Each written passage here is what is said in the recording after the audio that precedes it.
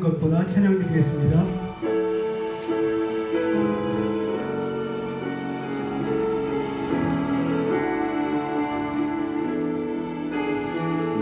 나의 기도하는 것보다 나의 기도하는 것보다 응답하실 하나님 나의 생각하는 것보다 더욱 이루시는 하나님 우리 가운데 역사하신 능력대로 우리들 강구함을 넘치도록 능히하신 주님께 모든 영광과 존귀 찬양과 경배 돌릴지어다. 모든 영광과 존귀 찬양과 경배 돌릴지 우리 가운데 역사하신 우리 가운데 역사하신 능력대로 우리를 강구함을 넘치도록 능히하신 주님께 모든 영광과 존귀 찬양과 경배 돌릴지어다. 모든 영광과 존귀 찬양과 경배 돌릴지 주님 큰 영광 받으소서. 주님 큰 영광 받으소서. 홀로 찬양 받으소서. 모든 이름 위에 뛰어난 온 땅과 하늘이 다 찬양해. 겸손하게 우리 무릎 꿇고 주님 앞에 영광 돌리세. 모두 전하세 독생자 예수 주님께 찬양 드리리. 모든 영광과 존귀와 능력 받으소서. 받으소서. 영광과 존귀와 능력 받으소서. 받으소서. 그리스도 살아계신 주 나의 참된 소망. 살아계신 주 나의 참된 소망. 걱정을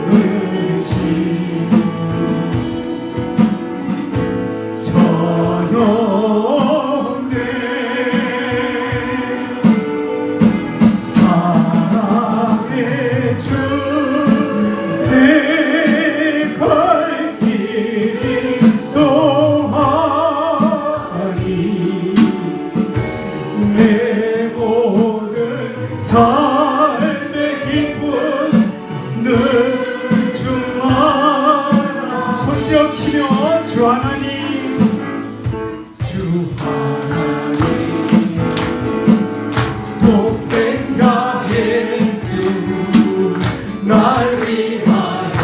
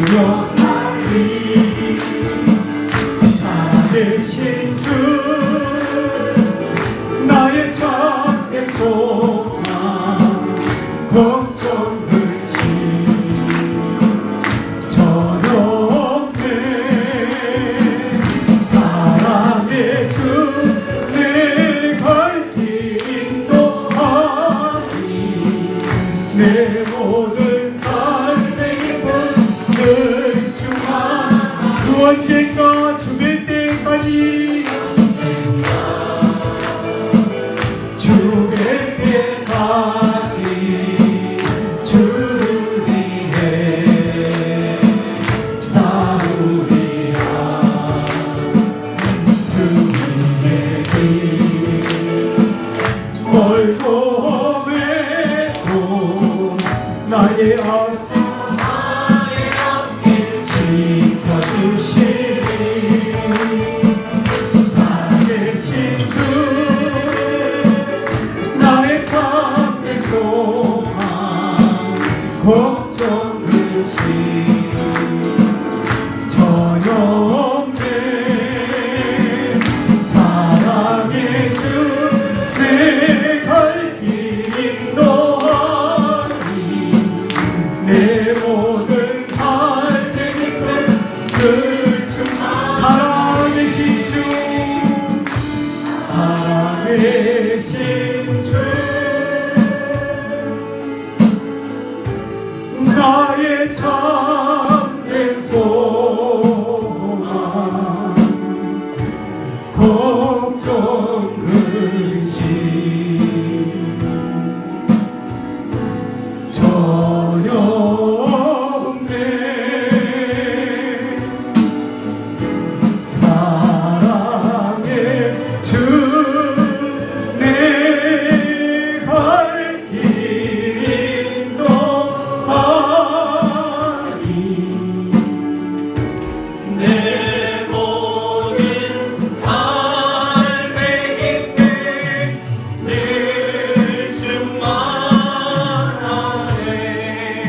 충만하네.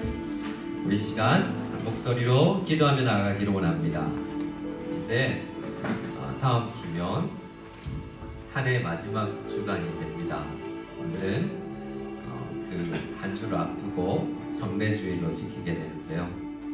많은 교회들이 모이지도 못하고 이 주의 한 몸임을 기억하는 성례를 지키지도 못하는 교회가 많지만 어렵고 힘든 중에 이렇게도 모일 수 있게 하신 은혜에 감사를 드립니다.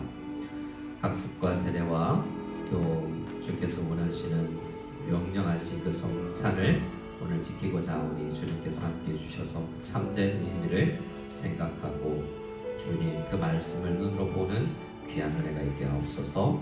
늘 이 성찬을 맞이할 때마다 우리 자신을 돌아보며 또 회개하는 마음으로 나아가기를 원하오니 주님 이 시간 우리 앞에 주님 앞에 우리 자신을 돌아보며 회개하며 우리 예배를 받아 주옵소서. 간절히 기도하며 나아가기를 원합니다. 이후에 정보영 원사님 우리 모두를 대표해서 기도 인도해 주시겠습니다. 우리 합심으로 기도하겠습니다. 기도합니다. 하나님 아버지 감사합니다. 주께서 보시고 말씀해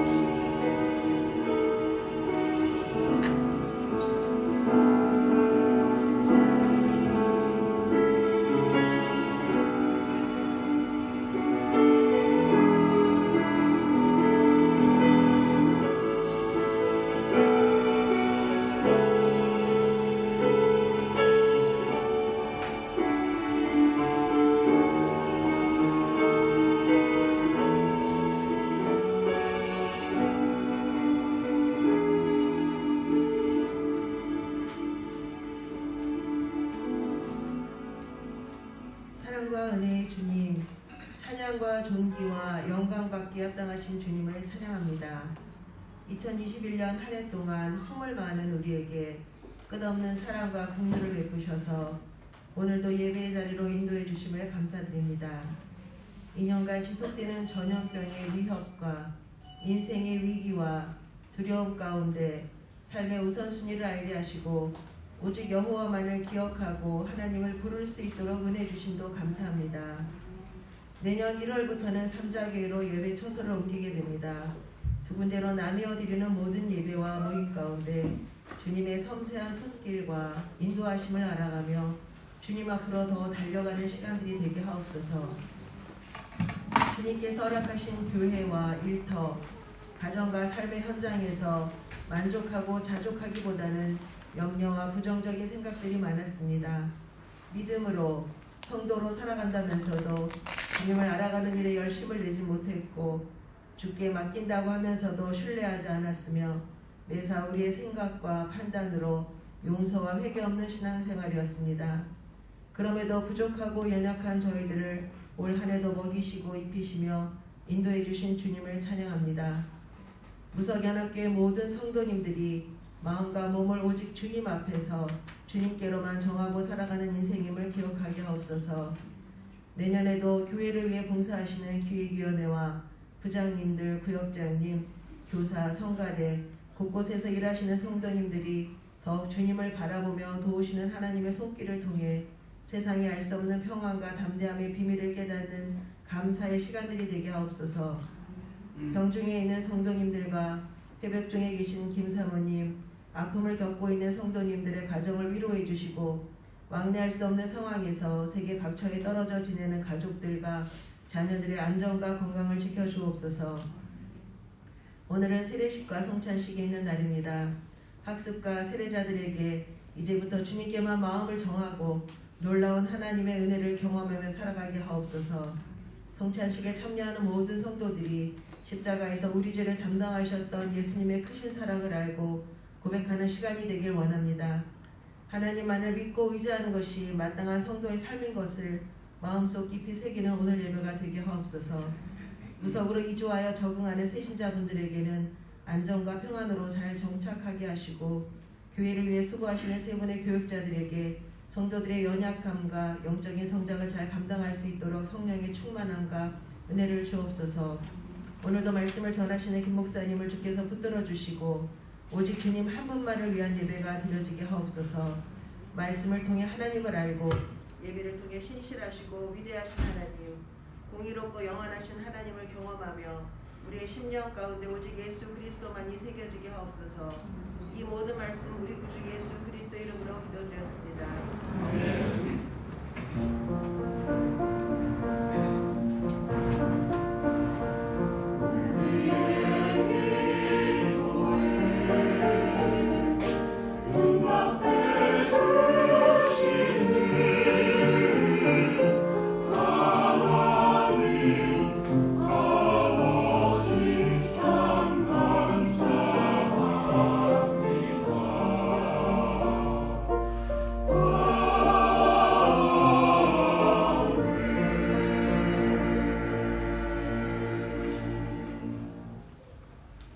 우리 함께 찬송가 264장입니다. 정결하게 하는 셈이 찬양하는데요.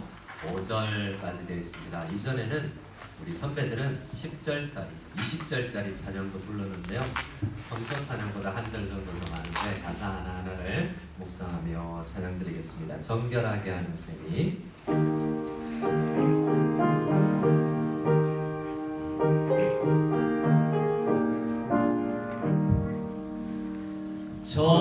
정결하게 하는 셈이 나의 앞에 있도다.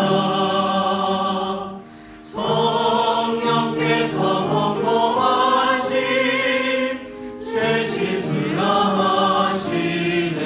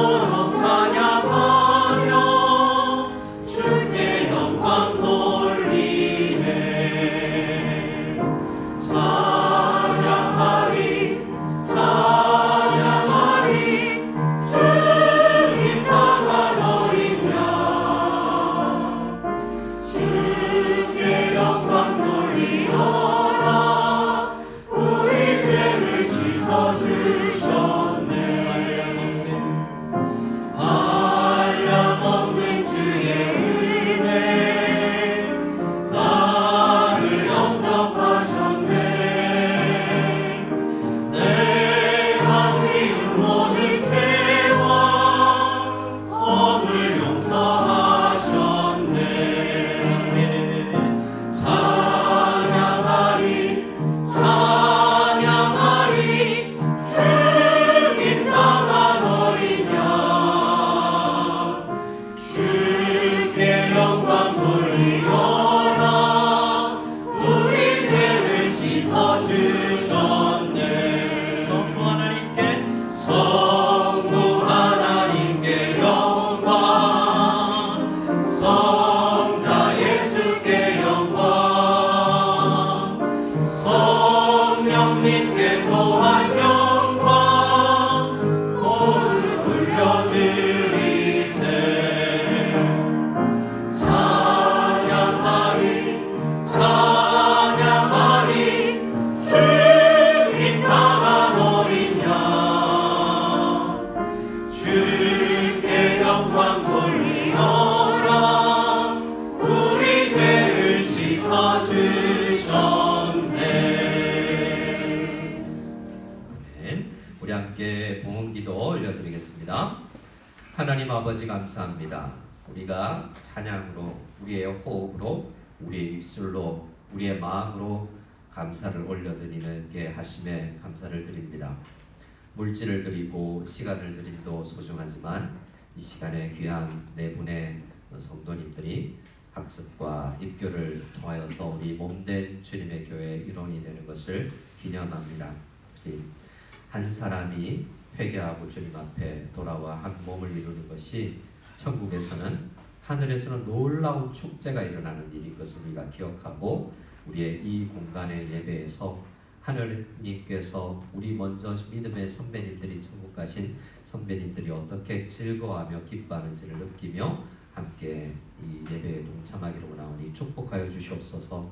한 해를 마무리하며 각양의 감사의 제목으로 올려드리는 모든 감사의 손길마다, 고백마다 주께서 축복을 다하여 주실 줄을 믿사옵고 은혜 다하여 주실 줄 믿사오며 예수님의 이름으로 기도드리옵나이다. 아멘. 이 시간에는 성가대가 준비한 영원한 노래라는 곡으로 하나님 앞에 영광 돌릴 때 같은 가사를 묵상하며 마지막에 아멘으로 올려드리겠습니다.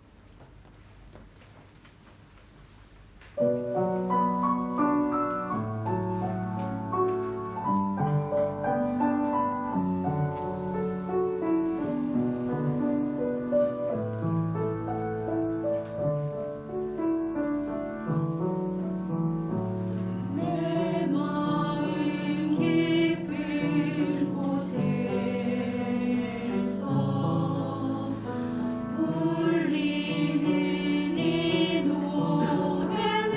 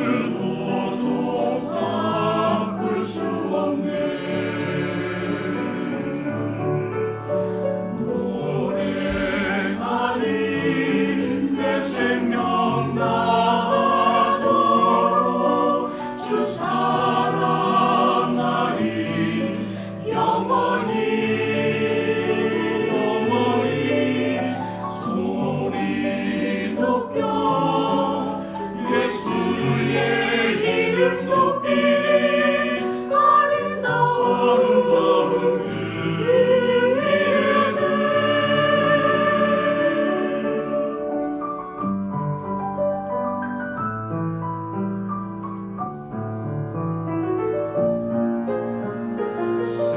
세상에 내려오신 사랑 그 사랑은 고귀한 이세 주 흘리신 그 피는 무엇으로도 바꿀 수 없네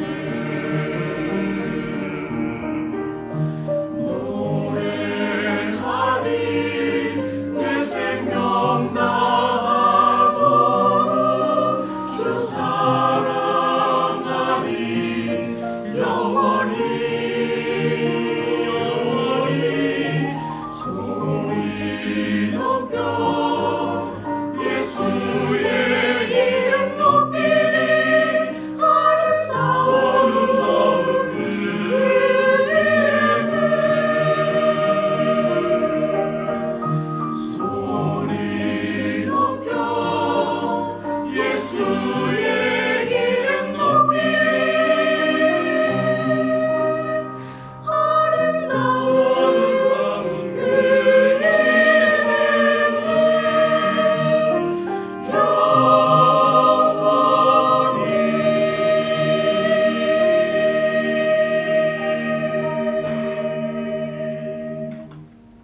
영광의 박수를 올려드리겠습니다.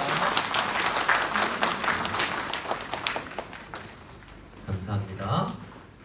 오늘은 성찬식이 있습니다. 오늘 꼭 처음 교회를 방문하신 분은 예배부의 새가족부를 만나고 가주시면 감사하겠습니다. 1부 예배에는 우리 중고등부 학생들 16명이 학습 입교 사례를 받았습니다. 중고등부 예배에서 하려고 했으나 어제 갑자기 연락을 받으셨죠. 좀 당황하신 분도 계실 거고 아침에도 시간 연락 못 받고 또 중고등부 예배 드리러 오는 학생도 있더라고요.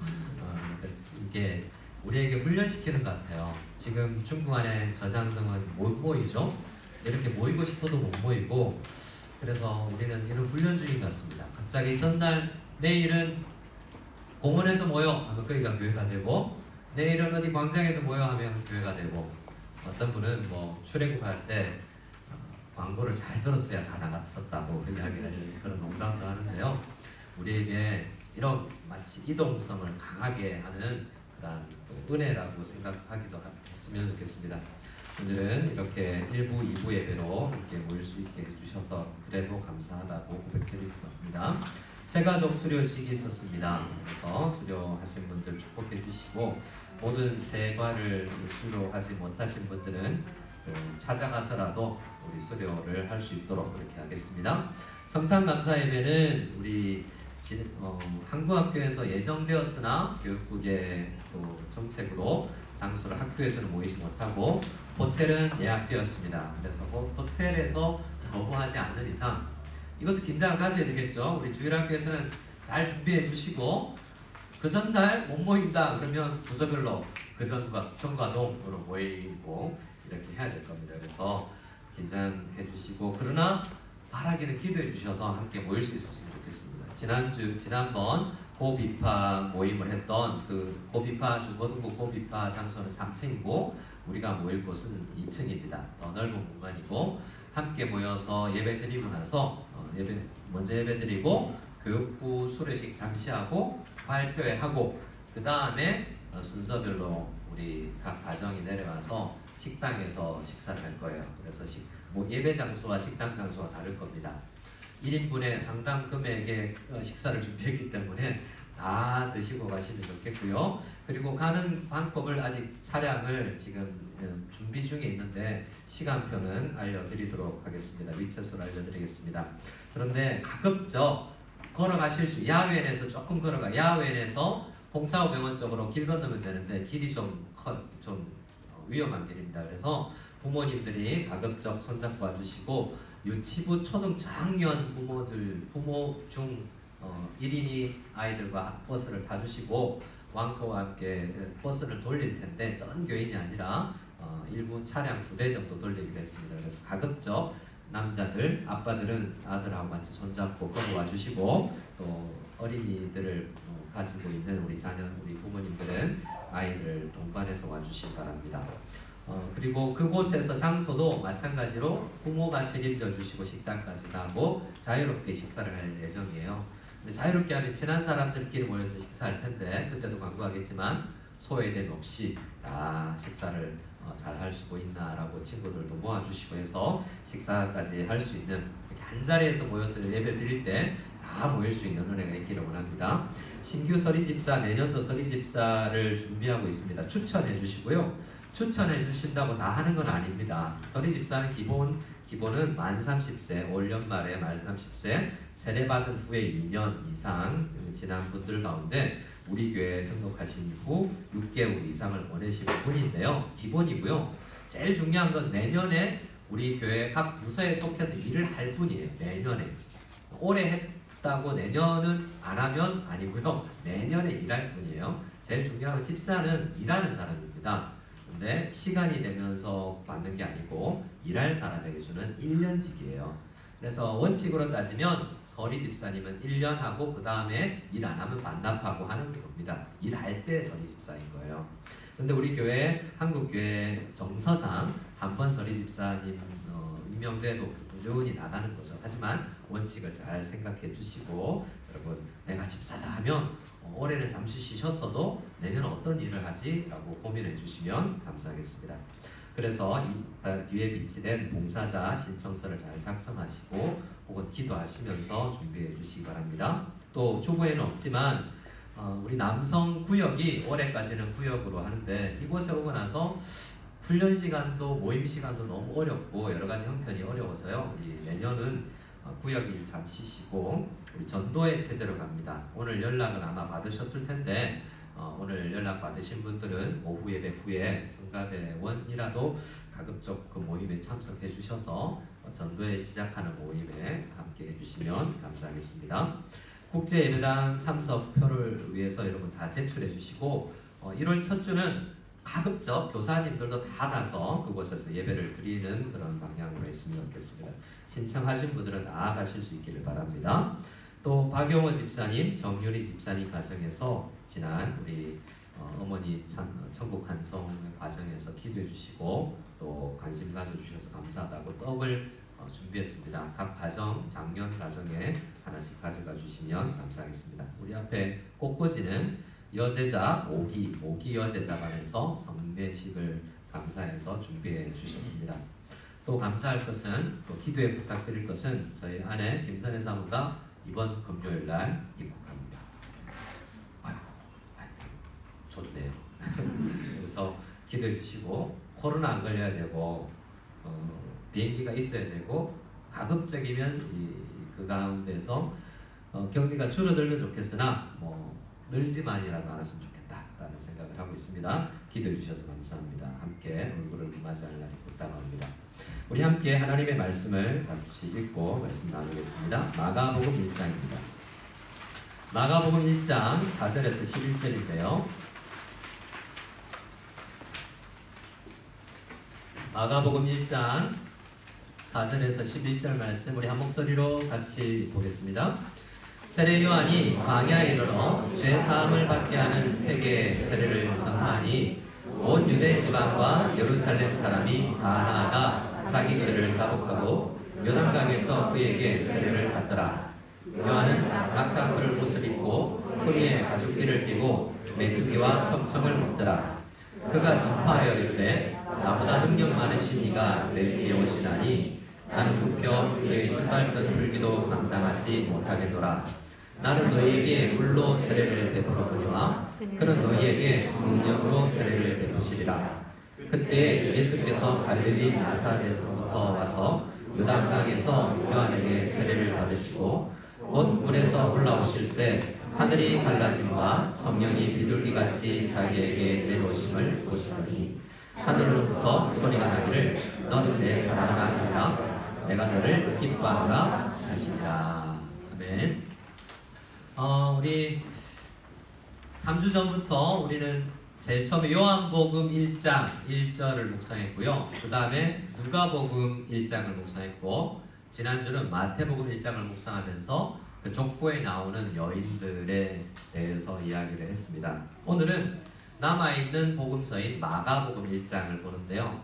마가복음을 보면 마가가 일단 누구인지 잘 모른다고 하는 사람들도 있지만, 오늘 주보 칼럼에 썼던 것처럼 마가는, 저를 한번 따라해 주실까요? 실패한 사람.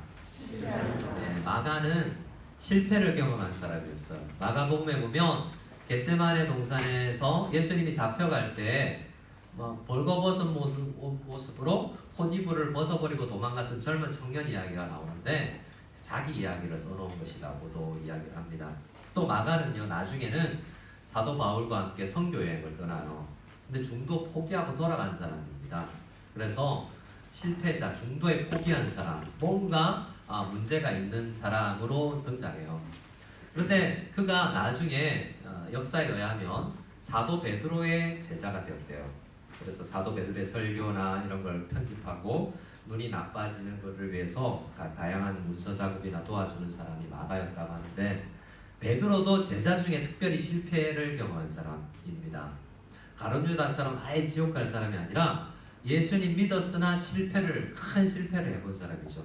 실패자 두 사람이 만나서 책을 썼는데 베드로의 영향을 많이 받아서 쓴 책이 마가복음이라는 거죠. 그래서 성경에 보면, 여러분, 퀴즈입니다. 돌발 퀴즈. 자, 예수님이 베드로와 눈이 마주쳤을 때가 있어요. 당 몇 번 울기 전에? 그래서 그때의 정확한 표현이 마가복음에 있어요. 다른 복음서보다 베드로에게 직접 들어서 네가 당 몇 번 울기 전에 몇 번 부인하니라는 이야기를 마가복음에 하고 있습니다. 그래서 베드로에게 직접 들었던 다양한 내용이 마가복음에 소개되어 있는 거죠. 그래서 기본적으로 생각할 것은 실패자인 우리를 용서하시고 사용해 주시는 예수님, 하나님의 은혜를 우리는 이 시간 묵상하고자 하는 거예요. 또 마가복음의 특징이 있다면, 우리 주보를 보시면 1장에 세례를 시작으로 이야기를 펼치고요. 16장이 마지막 장인데 세례로 끝이 납니다. 그래서 세례에 대한 이야기만 하고 있지는 않지만 앞뒤로 세례 이야기가 있는 거죠. 근데 자세히 읽어보면 세례가 좀 달라요. 세례가 첫 번째 유대인들이 당시에 그냥 하던 세례가 있고요. 세례 요한이 주던 세례가 있고요. 예수님이 베풀라고 하신 세례가 있고, 예수님이 받은 세례가 있어요. 조금씩 다릅니다. 자세히 보면 그 의미도요. 자, 우선 우리가 일부 예배 때는 우리 학생들을 위해서 이 이야기는 하지 않았지만, 우리 오후에 함께 나눌 것은 유대인들은 구약 시대에 율법을 받았습니다. 그때는 하나님의 말씀을 받았는데요. 크게 두 가지 종류를 항상 하세요. 하나님, 우선 저를 한번 따라해 주시기 바랍니다. 기록된 말씀. 하나님은 말로 이야기하세요. 말로 혹은 글로. 근데 그것 말고 모션, 액션, 그림, 형상 같은 걸로도 보충을 하십니다. 뭐가 더 중요하냐면, 뭐가 더 중요할까요? 꿈과 환상, 그림, 현상, 기적, 이것을 통해도 일하지만 이건 항상 말씀으로 해석을 해야 돼요. 그래서 말씀을 중심으로 우리는 신앙생활을 해야 되는데, 어떤 현상이나 어떤 시간을 구별해서 행동을 하라고 하면서 보충을 해주시는 거예요.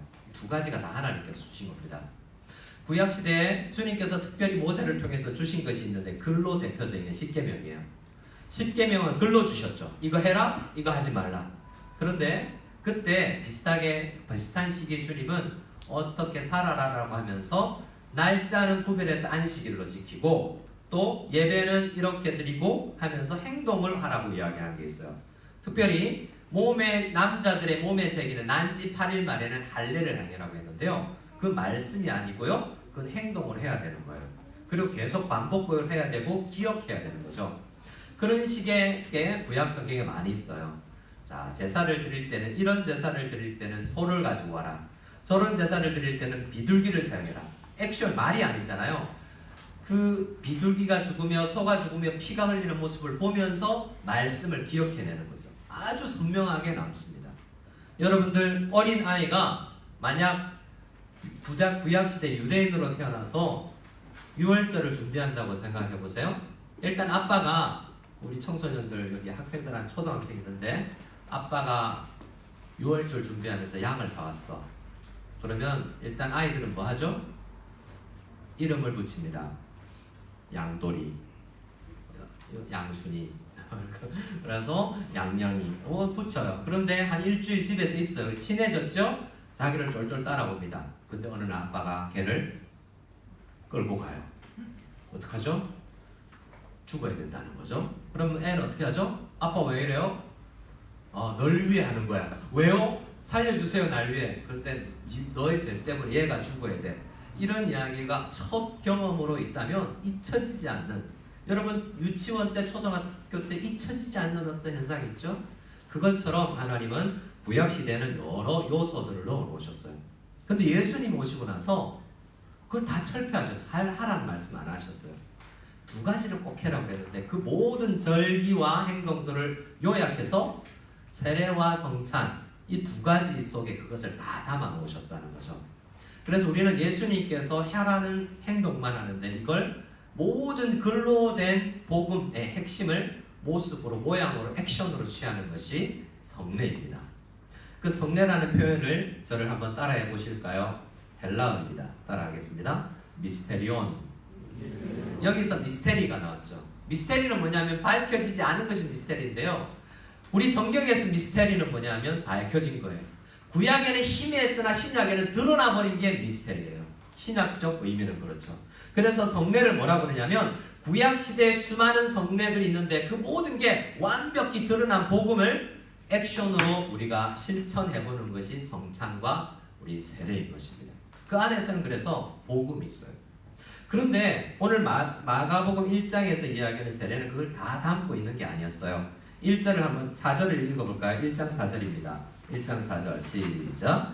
세례 요한이 광야에 이르러 죄사함을 받게 하는 회개의 세례를 전파하니. 여러분 구약 성경에서 세례를 주라는 말을 들어보셨나요? 구약 시대 유대인들에게 하나님께서 법으로 세례를 주라는 말이 없었어요. 이 세례는 사람이 만들어낸 거예요. 구약 시대는 제사 이제 마지막에 성전도 없고 힘든 포로 시기에 성전이 없으니까 소와 양을 잡아서 예배를 드릴 수가 없잖아요. 그들이 만들어낸 여러 것들이 있는데요. 그건 하나님께서 하라고 명령한 게 아니에요. 사람들이 그래도 이거라도 했으면 좋겠다고 만들어낸 건데요. 유대인들이 주로 세례라는 것을 했습니다. 근데 그거 원래 있던 거예요. 다른 종교에도 있던 건데요. 물에 잠겼다가 씻기는 행위잖아요. 다른 종교도 하던 거예요. 다른 종교도 그 당시에는 원시적인 종교에도 그런 예식들이 있었던 거죠. 피를 붓기도 합니다. 근데 물에서 씻기는 그것을 유대인들은 가져와서 이걸 우리가 좀 사용해보자. 어떤 의미로 그들은 사용했냐면 저를 따라합시다. 회개를 드릴 때 유대인들이 이미 하나님의 백성인데 회개를 할 때 세례를 했던 거예요. 4절 말씀해 보십시오. 세례 요한이 광야에서 소리쳤습니다. 누구에게? 유대인들에게. 그래서 나온 사람들은 5절에 보니까 온 유대 지방과 예루살렘 사람이, 이방인들이 나온 게 아니에요. 유대인들이 회개하는 것이 세례였어요. 그래서 이것으로 하나님 백성 되는 게 아닙니다. 회개의 한 방식으로 사용하던 거죠. 근데 예수님께서 특이한 문제점 하나, 많은 사람이 궁금해하죠. 근데 예수님은 왜 세례를 받으셨죠? 이 세례는 4절에 의하면 죄 사함을 받게 하는 회개의 세례잖아요.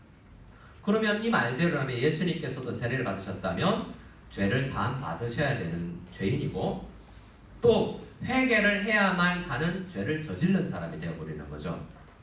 그러니까 예수님께서 세례 요한에게 세례를 받는 것은 뭘 무릅쓰는 것이냐면 죄인이라고 불려지는 것을 무릅쓰는 행위예요. 왜 행하셨을까? 죄는 없으신 게 분명한데. 그래서 많은 사람들은 이것이 우리가 세례받아야 되니까 모범으로 하신 거다. 그럼 모범으로 모든 걸 하셔야 되는데 말씀만 하셔도 되거든요. 자, 그것도 의미가 조금 되기는 합니다만 완벽하지는 않습니다. 어떤 분은 요한복음에서 이 부분은 마태복음 3장과 요한복음 1장에 동시에 기록되어 있는데요. 요한이 예수님에게 세례를 주기 전에는 예수님이 누군지 몰랐다는 거죠. 요한의 간증에 의하면 내가 세례를 베풀 때 하늘이 갈라지고 성경이 비둘기처럼 내려온 걸 보고 나 그때 예수님이 누군지 알았잖아. 이렇게 요한복음 1장에 세례 요한이 간증하고 있거든요. 그래서 이 부분을 본 사람들은 어떻게 이야기하냐면 요한을 위해서다. 다른 사람이 아니라 요한이 나의 많은 사람에게 세례를 줘봤는데 예수님에게 세례를 주니까 독특한 현상이 일어나는 걸 보고 이분이구나 라고 깨닫게 하기 위해서 그 한 개인을 위해서 세례를 받으셨다라고 이야기하는 사람도 있습니다. 다 맞을 수도 있고 그런 의미도 포함할 수 있습니다. 그런데 또 하나의 의미가 무엇이냐면 저를 한번 따라해 주시겠습니다. 부족한 것을 사용하시는 예수님. 마가복음 전체 주제가 그래요. 마가복음은 3분의 1을 십자가를 이야기하거든요. 근데 그분이 십자가를 지신 이유가 뭐냐면 부족하고 연약하고 죄인들을 위해서 죽으신다는 이야기잖아요. 그럼 죽으시고 난 다음에 뭐예요? 그 부족 여전히 그들을 위해서 죽고 복음을 전하고 나서도 여전히 부족한 그들을 사용도 하시더라는 이야기가 마가복음입니다. 그래서 마가복음의 두 주제는 저를 따라야 하시겠습니다. 십자가, 제자도 그거예요. 십자가로 죄인임에도 불구하고 우리는 거듭나서 우리가 죄를 사함받았고 사함받았어도 여전히 넘어지고 쓰러지는 연약한 사람인데 제자로 불러주시더라라는 거예요. 그 이야기를 지금 요한은 담고 있는 것입니다. 그래서 세례 요한이 베풀던 세례는 여전히 연약한 자기 사람들의 것이지만 예수님께서 받으시고 그 이후에는 세례의 의미를 바꾸어서 더 신학적인 죄사함의 은혜와 또 놀라운 구속의 은혜와 성령 충만의 은혜를 다 담아서 세례를 만드셨어요. 사람의 것을 사용해서 하나님의 의미를 담아서 사용한 것이 세례입니다. 그래서 세례는 우리같이 연약한 사람도 주님의 손에 붙들리면 전혀 새로운 의미를 가질 수 있다라는 것을 생각해 볼 필요가 있는 것이죠. 자, 마가복음 16장 14절 15절을 읽어보겠습니다. 16절까지요. 마가복음 16장입니다. 14절부터 시작. 그 후에 11 제자가 음식 먹을 때 예수께서 그들에게 나타나사 그들의 믿음 없는 것과 마음이 완악한 것을 꾸짖으시니 이는 자기가 살아난 것을 본 자들의 말을 믿지 아니하밀러라. 또 이르시되 너희는 온 천하에 다니며 만민에게 복음을 전파하라. 믿고 세례를 받는 사람은 구원을 얻을 것이요 믿지 아니하는 사람은 정죄를 받으리라. 자, 16절에 보면 그 앞에 여전히 의심하고 예수님께서 부활하셨을까? 라고 의심하고 있는 연약한 그들에게 어떤 말씀을 하시냐면 복음 전하고 세례를 베풀라. 너희들이 전한 복음을 듣고 믿고 세례를 받으면 죄사함 받는다는 거예요. 이건 뭐냐 하면 그들이 부활한 예수님을 만났다 해도 갑자기 바뀌었을까요? 예수님 한번 만났다고 갑자기 사람이 천사가 되냐고요? 안 그래요. 그러나 아직도 연약한 그들이요 세례를 베푸는 거예요. 저는 어떨까요? 저는 1996년도에 첫 번째 교육 전도사를 했어요. 몇 년 전이죠? 꽤 됐죠. 96년도에 첫 전도사로 교회에서 일을 했던 것 같아요. 그런데 그 이후에 영국 어학연수도 다녀오고 잠시 쉰 때도 있지만 오랜 기간 이 사역에 감당했는데요. 교회 사역에 감당하는 동안 첫 번째 설교가 기억나요. 항상 제가 그 기억 잊을 수가 없어요. 부끄러워서. 에베소서 말씀을 나누는데요. 신학적으로도 안 맞고 이거 지금 생각하면 거의 이단이에요. 그런데 그 이후의 설교는 어땠을까요? 사역은 어땠을까요? 하나님께서는 그런 나도 쓰셨나? 지금 생각하면 지금도 부끄러운데 그런 나를 사용하셨을까? 라는 생각을 해봐요. 근데 그 사역 때문에 연약한 저와 교사님들 다 함께해서 사역했는데 그 가운데 또 다른 목회 나보다 훌륭한 사역자 선교사가 나오고 또 훌륭한 직장인과 평신도도 나오는 거예요. 이상하죠. 죄인이 사역을 했는데 부족한 사람이 사역을 했는데 하나님의 일이 되어지더라는 거예요. 우리는 그러면 어떻습니까? 우리도 다 연약한 거예요. 성경에는요, 베드로는 사람을 나눌 때 이렇게 나눕니다. 저를 한번 따라해 주실까요? 연약한 사람, 더 연약한 사람. 그렇게 강한 사람 없는 거예요. 연약한 사람, 더 연약한 사람. 남자도 연약한데 여자는 더 연약하다. 그러니까 네가 돌보라. 이런 말씀을 주시잖아요. 초대교회 때 이런 문제가 일어났습니다. 세례를 받았는데 세례를 받을 때 그 목사님 굉장히 유명한 분이었어요. 근데 로마 시대 핍박이 너무나 강하니까 그 목사님이 예수를 안 믿은 거예요. 부인해버린 거예요. 목사가 나한테 세례를 베푼 목사가 기독교를 버리고 다종교로 가버리거나 포기 선언을 한 겁니다. 그 다음에 어떤 현상들이 일어났냐면 그 사람한테 받은 세례가 유효한가? 그게 신학적 주제였어요. 1세기 때. 저 죄인에게, 그때는 죄인 아닌 줄 알았는데 훌륭한 분인 줄 알았는데 그분에게 세례를 받았어요. 근데 그분이 변절했어요. 나의 세례는 그럼 어떻지? 성경의 답은 뭐죠? 사람이 베풀지만 그도 죄인이다. 사람이 세례는 베풀지만 예수님이 성령 세례를 베푼다라는 것을 믿어야 되는 것입니다. 세례뿐만이겠습니까? 우리가 지켜야 될 가장 중요한 예식인 세례도 그러할진데 우리가 하는 모든 성가대, 찬양, 설교, 기독교 교육, 부모의 가르침 다 연약한 사람들에게 나오는 거예요. 우리에게 어찌 단물과 쓴물이 함께 안 나오는 사람이 어디 있습니까? 찬양대에서 부르는 찬양의 입술과 호흡을 가지고 우리가 늘 좋은 것만 이야기합니까? 우리는 다 연약한 사람이에요. 그런데 그런 사람들에게 너희가 부족한 입술로 복음을 전파하고 너희가 베푸는 세례를 받아서 믿음을 이루는다라고 구원을 받는다라고 이야기하는 거예요.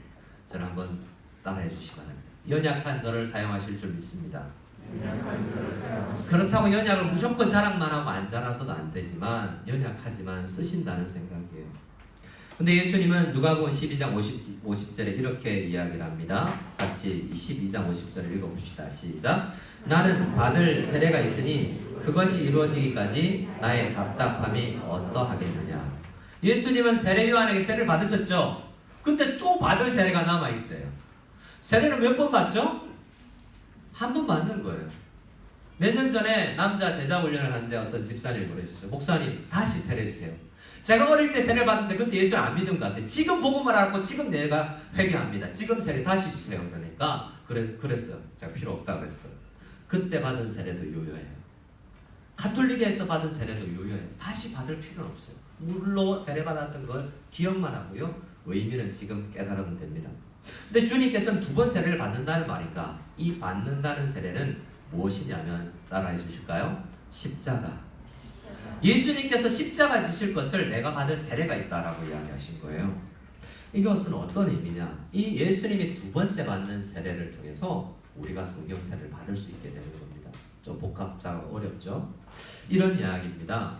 학생들의 세례 교육 때 예화로 제가 가끔 사용하는 건데요. 여러분들도 보시기도 하고 또 들으시기도 했을 거예요. 기차가 있습니다. 지나가는데 다리를 지나가요. 근데 다리는 개폐식입니다. 근데 그 개폐식 다리를 오르고 내리고 하는 그 일을 하는 사람이 있어요. 근데 어느 날 자기 아들을 데리고 그 일터에 갔는데 저기 멀리서 기차가 옵니다. 그러니까 다리를 내려야 되겠죠? 그래야 강 위를 지나갈 수 있으니까. 그런데 저 밑에 내 아이가 거리가 멀어요. 그 다리 내려야 될 다리 밑으로 빠졌어요. 지금 이 상황에 딜레마에 빠진 거죠. 다리를 내리면 내 아들이 죽고 다리를 안 내리면 기차에 타고 있는 수많은 사람들이 죽을 가능성이 있어요. 어떻게 해야 되죠? 1번 내 아들을 죽이고 그들을 살린다. 2번 그들을 죽이고 내 아들을 살린다.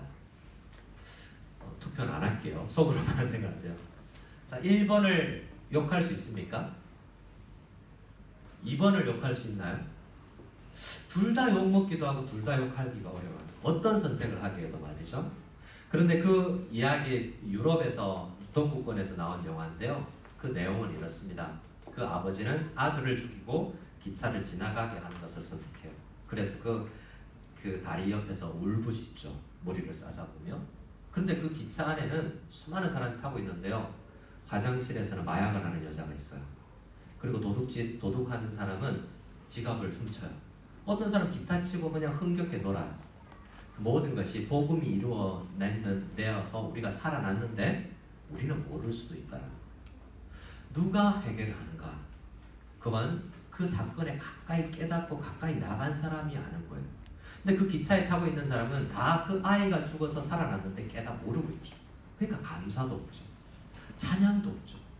근데 가까이 가면 갈수록 그 사실을 알면 그때 그 아이가 죽어서 내가 살아났구나라는 생각을 하게 되면 감사가 삶의 태도가 달라지게 되는 거죠. 그 이야기는 복음의 전부를 담고 있지는 않지만 일부를 담고 있습니다. 우리는 여기서 백두산이 안 보이고 한란산이 보이지 않고 황산이 보이지 않잖아요. 근데 산에 가면 저 멀리서 보면 요만큼 산이 높아요. 내 손 위에 산을 올릴 수도 있죠. 산에 가까이 가면 가까이 갈수록 뭐요? 높아 보이고 거대해 보이죠. 이런 산이었나? 하나님도 마찬가지입니다. 구원의 복음의 은혜에 멀리 있으면 멀리 있을수록 감사라는 게 잘 일어나지 않아요. 은혜에 가까이 가면 갈수록 내가 다른 사람에 비해서 비도덕적이지 않지만 더 제가 크게 느껴지는 거죠. 사도 바울이 그랬습니다. 십자가에 가까이 가면 갈수록 나이가 들면 들수록 더 복음을 깨닫게 되고 더 죄인이라는 것을 깨닫게 되죠. 오늘 우리는 세례를 받을 때 예수께서 받으신 세례 때문에 내가 누리는구나 라는 것을 생각해야 됩니다. 오늘 우리가 먹고 마실 이 빵과 떡과 즙 포도주는 우리는 실제로 빵과 포도즙을 사용하지만 이것이 가지는 의미를 꼭 생각해야 됩니다. 항상 생각해야 됩니다. 예수님께서 6월절 어린 양 잡는 것도 하지 말고 이것을 하라고 했는데요. 어떤 의미가 있죠? 먼저 빵이 떡이 우리 입속에 들어와서 으깨어져야만 소화가 넘어가죠. 살이 찢어지고 깨어져야만 된다라는 것을 내 입속에 으깨어지는 것이 예수님의 몸이다라는 생각을 해야 되는 것입니다. 포도주를 마실 때는요, 예수의 흘리신 피구나라는 것을 생각하죠. 두 가지가 다 어떤 의미가 있죠? 예수의 죽으심, 예수가 받으신 세례를 의미합니다. 그런데 또 한 의미가 있죠. 내 외부에 있는 이 탄수화물과 당분과 이 영양분이 내 몸속에 들어와서 내가 되죠. 내가 아닌데 내 몸속에 들어와 내가 되잖아요. 내 뼈가 되고 살이 되고 나에게 에너지를 줘요. 예수님이 안 계신 것 같은데 내 속에 계신대요. 그것이 복음이 이야기하는 거죠. 그래서 이 성찬식에서 우리가 생각하실 것은 보이지 않는 그분이 나와 함께 계신다. 나에게 힘주시는 분이라는 그 믿음을 가져야 되고요. 그리고 세례를 하시는 여러분들은 이제 그 몸속에 예수의 몸속에 동참하고 한 몸이 된다라는 것을 꼭 기억하시는 이 학습 세례식이 되었으면 좋겠습니다. 우리 고린도전서 1장 26절부터 28절 읽고 우리 함께 학습 입교 세례식을